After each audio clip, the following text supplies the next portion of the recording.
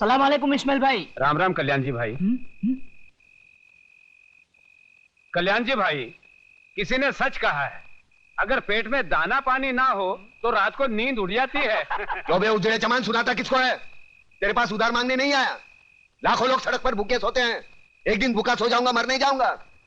और ज्यादा बकवास मत कर, सर पर 2 छाप बचे हैं ना, वो भी उखाड़ दूंगा। आई तुझा प्रताप हैं? बीड़ी જોઈએ। साला एक बार बीड़ी क्या मांगी, भिखारी समझता है क्या? ये ले, पूरा डाल ले, सवारी खामाव से ले। राख राख, मारा क्या भोग लगे, सुतेला सापने जगाड़ी। बीड़ी જોઈએ? मैं आपके लिए खाना लाया हूँ।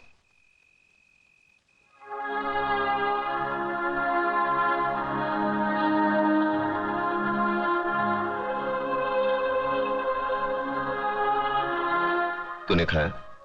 माँ ने आधा खिलाया और आधा अपने हिस्से का मेरे लिए भेज दिया है ना? देख छोटू, आज तक मैंने किसी के हिस्से की भूख प्यास नहीं छीनी। जा अपने हाथों से अपने माँ को खिला, जा। एक बात पूछूं मामा? क्या कहा?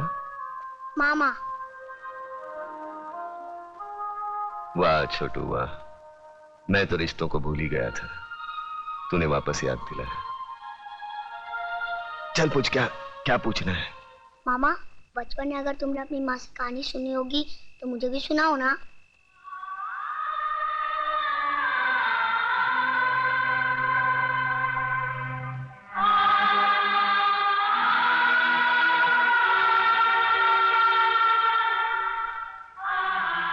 जा अपनी माँ को खाना खिला, जा। सुनाओ ना कहानी। छोड़ो मुझे। चल जा हरामजादी, मैं देखती हूँ तू कैसे नहीं जाती। छोड़ दो मेरी माँ को, छोड़ दो। छोड़ो मुझे। डाल दो साले की जिप में। मामा मेरी माँ को बचा लो, बचाओ बचाओ। वरना लोग उसे उठा के लेके जाएंगे। मामा बचा लो मेरी माँ को, बचा लो मेरी माँ को, बचा लो मेरी माँ को, वरना लोग उसे उठा के लेके जाएंगे। बचा लो मेरी माँ को, मामा बचा लो मेरी माँ को।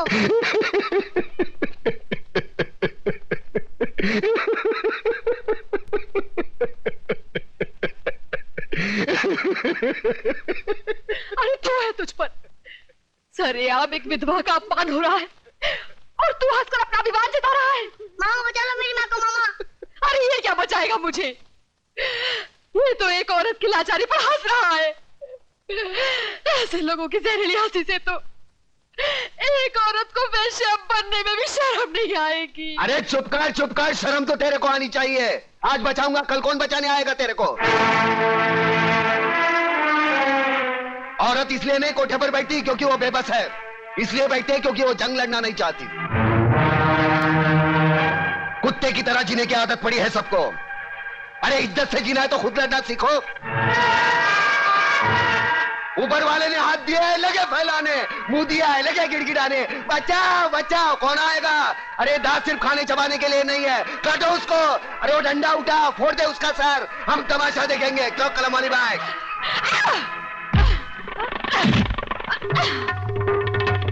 एक औरत को धंधे पर बिठाना चाहते हो तुम?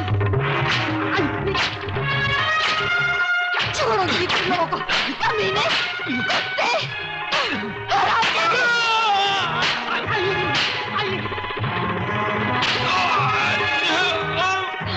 बहुत तंग किया तूने मुझे बेचना चाहती थी। अरे मुझे बहुत मारा तुझे मुझे। कल से पानी भरे तो ही जाएगी। मैं जाऊंगी। छोड़ दो मुझे। बचाइए तू। अरे कहाँ छोड़ दे? खोल दरवाजा। खोल। देखा प्रताप, देखिए अपनी जुबान की ताकत। इन लोगों में क्रांति की ज्वाला सिर्फ तुम जगा सकते हो। अरे छोड़ना ज्वाला की बात, यहाँ बीड़ी जलाने के लिए माचिस दूसरे के पास मांगनी पड़ती है। क्रांति की बात एक होने पे तेरा बाप हूँ। चलो चलो भाई, अपने अपने घर पे जाओ, चलो। अरे कल्याण जी, इस्माइल, हाँ ये है ना साला तुम्हारी वजह से बिगड़ा ही है। मैं तेरा मुनी मुंह, लोग क्या कहेंगे? तू क्या कर रहा है वहाँ पे? आप वो साले गुंडे मोबाइलियों के साथ में नहीं तो तेरे को 2 वक्त खाने की रोटी नहीं मिलती। अरे क्या क्या बकबक कर रहा है? अरे इधर मारना नहीं, छोटा मगज होता है, आदमी मर सकता है। अरे ये चल अंदर चल, तेरी वजह से खाना नहीं खाया मैंने, चल। क्या हंस रहा है? क्या हंस रहा है? तेरा कैरेक्टर मेरी खोपड़ी में नहीं बैठता। अरे नहीं बैठे तो ना सही। तू मेरे को एक बात बता पहले, क्या? मेरे पैसे से तुम लोग दोनों आंकड़ा खेलते हो? ना, हैं? ना, ना। हैं? मटका बटका तो नहीं ना। खेलते हो ना? ना। दारू बारू पीते हो? बीड़ी की बात आती है, मुंह बंद कर। बेटे रंडीबाजी तो नहीं करते हो ना? अरे नहीं भाई, एक बच्चे के साथ कैसी गंदी बात करता है। ऐसी गंदी चीज नहीं करना बेटे। तो फिर मेरी लक्ष्मी को क्या तुमने फिल्म लाइन में डाला है? कंफर्म करोड़, 1 करोड़। चल खाना खा के गाना गाते। तुम मेरी इकलौती बेटी हो ममता, सो मुझे मालूम है कि अगर तुमने कोई लड़का चुना है तो जरूर वो कोई हीरा होगा। वो कोई बिजनेस मैग्नेट है या इंडस्ट्रियलिस्ट? नहीं डैडी, इनमें से कोई नहीं है। तो फिर जरूर वो किसी बड़े अफसर का बेटा होगा, या इनकम टैक्स ऑफिसर का, या कस्टम कलेक्टर का, या फिर पुलिस कमिश्नर का, या मेजर जनरल का। इनमें से भी किसी का बेटा नहीं है वो। अरे वाह, तो फिर जरूर वो किसी मंत्री, डॉक्टर या इंजीनियर का बेटा होगा। हाँ? तो फिर किसकी औलाद है वो? कोई गरीब घराने का है या किसी झोपड़पट्टी में रहता है वो? हाँ। क्या मतलब? शहर के मशहूर बिल्डर योगराज की इकलौती बेटी दुल्हन बनकर झोपड़पट्टी में जाएगी? बिल्कुल नहीं, नामुमकिन है। डैडी, आपने लक्ष्मी नगर का नाम तो सुना होगा? सुना है। शहर के बीचों बीच एक सड़ी हुई झोपड़पट्टी है, वही रहता है ना वो। हाँ। लक्ष्मी नगर का नाम तो ऐसे ले रही है जैसे शहर के सारे रईस वही रहते हो। डैडी, वो लक्ष्मी नगर के मालिक लक्ष्मीदास जी का बेटा है। क्या? अपने लच्छू का बेटा है वो? लेकिन तू तो कह रही थी झोपड़पट्टी में रहता है वो।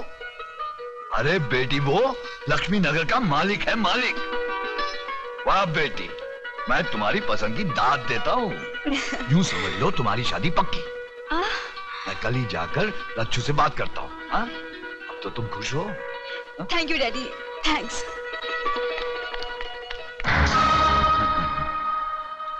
वाह बेटी वाह, क्या सही निशाने पे तूने तीर मारा है।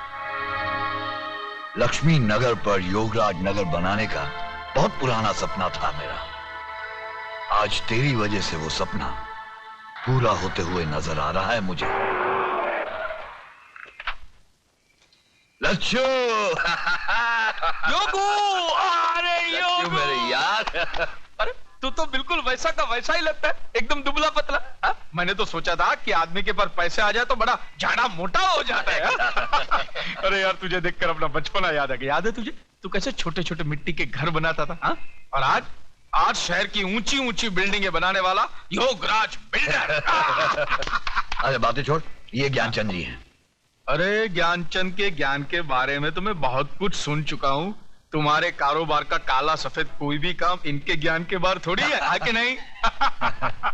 कंगी अंदर को, बहुत बुरी आदत है इसकी। आइए आप आइए, बैठिए, आइए। हाँ तो भाई साहब बोलिए, क्या पियेंगे? गरम, ठंडा? कुछ नहीं। मैं ओवल्टीन पीऊंगा। नहीं, वो घर में नहीं है। ये एक और बुरी आदत है इसकी। देख लच्छू, हाँ। तू तो मुझे बचपन से जानता है। मैं घुमा फिरा के बात नहीं करता। बराबर। देख, तेरा एक बेटा है, हाँ। मेरी एक बेटी है। हाँ। जो कुछ भी तेरा है वो मेरा है, और जो कुछ भी मेरा है वो समझ ले तेरा है। यानी तेरा जो कुछ भी है वो मेरा है? हाँ। वो कैसे? सीधी सी बात है लच्छू, मेरा सारा माल मेरी बेटी का, मेरा मतलब है शादी के बाद तो दामाद का ही हो जाएगा ना। देख भैया, ये तो लेन देन की बात करेगा तो तेरी मेरी नहीं जमेगी। ये लो। इसलिए मैंने अपने बेटे को पहले से ही घर के बाहर भेज दिया है। अरे यार, तेरी बेटी मेरी बेटी जैसी है। एक साड़ी में विदा कर देना, मुझे दहेज में फूटी कौड़ी भी नहीं चाहिए, समझा?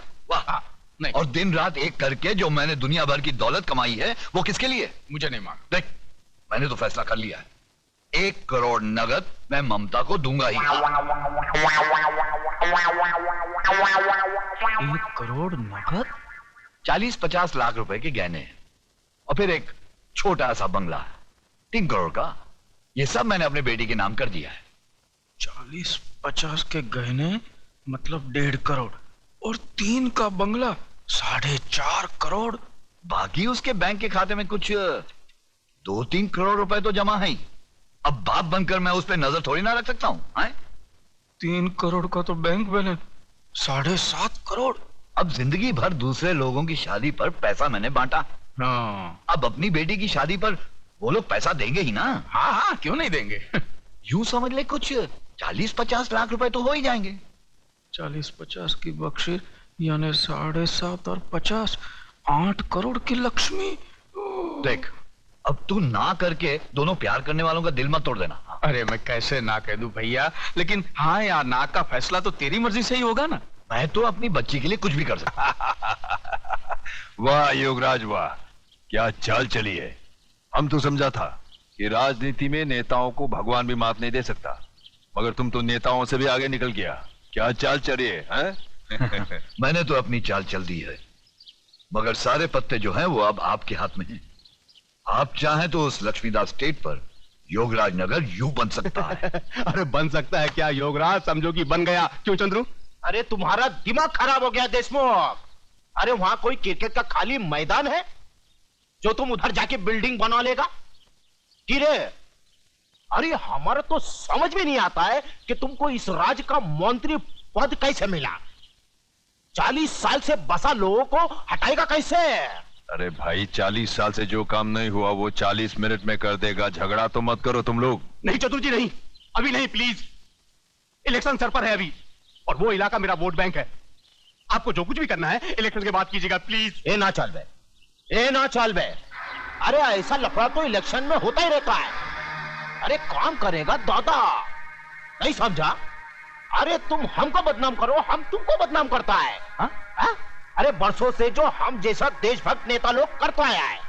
रहा दंगा फसद का बात, दंगा फसद के मामले में दादा का हाथ पूरा हिंदुस्तान में कोई नहीं पकड़ सकता है। बस बस, बहुत तारीफ हो गया, अभी आगे बोलो, करना क्या है? अरे इलेक्शन का 2-4 मीटिंग के बाद एक जोरदार धमाका।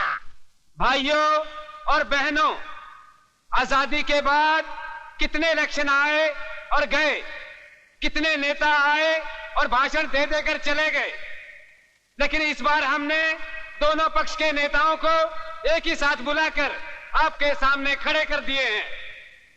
तो लीजिए, ये हैं जनता जागृति दल के नेता श्री बब्बन राव देशमुख, और इनकी निशानी है डूबती नैया। इसलिए ये हमारे देश की डूबती नैया को बचाने आए हैं। बजाओ ताली। सुनो सुनो, ये है क्रांति दल के क्रांतिकारी नेता श्री चंद्रसेन आजाद। इनकी निशानी है जली हुई रोटी। इनका दावा है कि देश के हर भूखे नंगे को रोटी खिलाएंगे और खुद भी दबा कर खाएंगे। बजाओ ताली। बंधुओं आणि भगनिनों, भाइयों और बहनों, पिछले कई वर्षों से आप लोग हमें जिताते आए और हम भी जीतते आए, और आप लोग ये अच्छी तरह जानते हैं कि बदले में हमने आप लोगों को क्या क्या नहीं दिया। अरे ये सब झूठ बोलता है, सब झूठ बोलता है। अरे ये लोग ऐसा बोलता है जैसे टेप किया हुआ कैसेट। मगर आज आप इन लोगों का बातों में नहीं आने का। ये लोग आपको अगर कुछ दिया है तो गौर भी दिया है, बेकारी दिया है, फूंक दिया है, भ्रष्टाचार दिया है। ये ना चलबे, ये सरकार ना चलबे। ये क्रांति दल के लोगों की दोगली बातें सुन सुन के मेरा खून खौलने लगा है।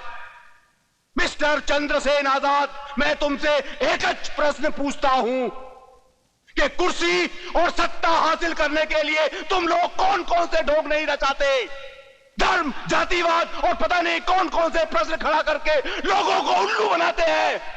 लेकिन अब हम उल्लू नहीं बनेंगे, ना आपसे ना इनसे। बजाओ ताली। ये ना चल बे देशमुख साहेब, ये ना चल बे। सिर्फ एक बार इस देश का सत्ता का लगाम हमारा हाथ में दो, और फिर हमको इस देश का सेवा करने का मौका दो। और हमारी सेवा करते करते ये ऐसा मेवा खाएंगे, ऐसा मेवा खाएंगे कि देश की खटिया खड़ी हो जाएगी।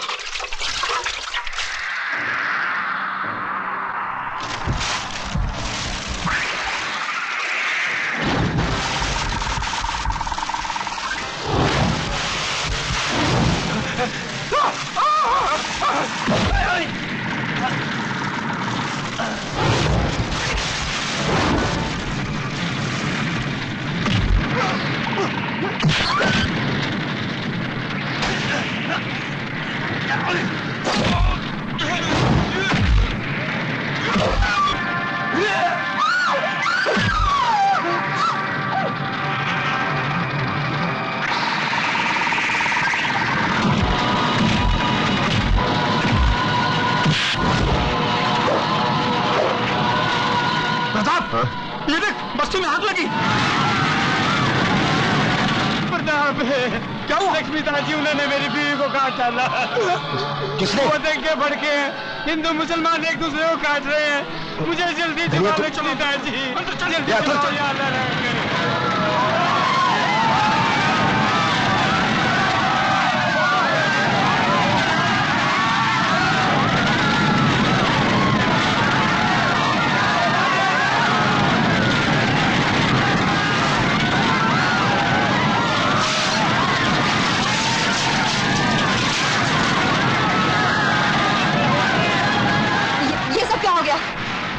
मेरी समझ मैं फायर ब्रिगेड को फोन करके आती हूँ।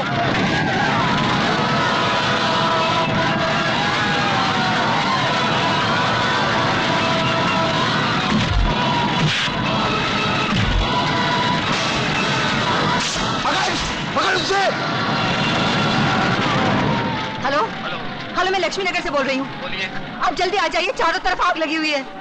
हाँ मालूम है, आग चारों तरफ लगी है। 50 फोन आ चुके हैं। अरे मगर आप कब आएंगे? जब टैंकर आ जाएंगे फिर देखेंगे। सब जलकर राख हो जाएगा यहाँ। जल्दी आइए प्लीज। सर, लक्ष्मी नगर में भी दंगे भड़क चुके हैं। हेडक्वार्टर से वायरलेस मैसेज है, हमें वहाँ जल्दी पहुँचना चाहिए। गोली मारो हेडक्वार्टर के मैसेज को। मर जाने दो 2-5 हजार, जल जाने दो सारी बस्ती को, उसके बाद हम जाएंगे। जाओ और सुनो, वायरलेस मशीन ऑफ कर दो। अगर तुम्हें किसी ने पूछा तो कह देना कि मशीन खराब हो गई थी। अच्छा जाओ।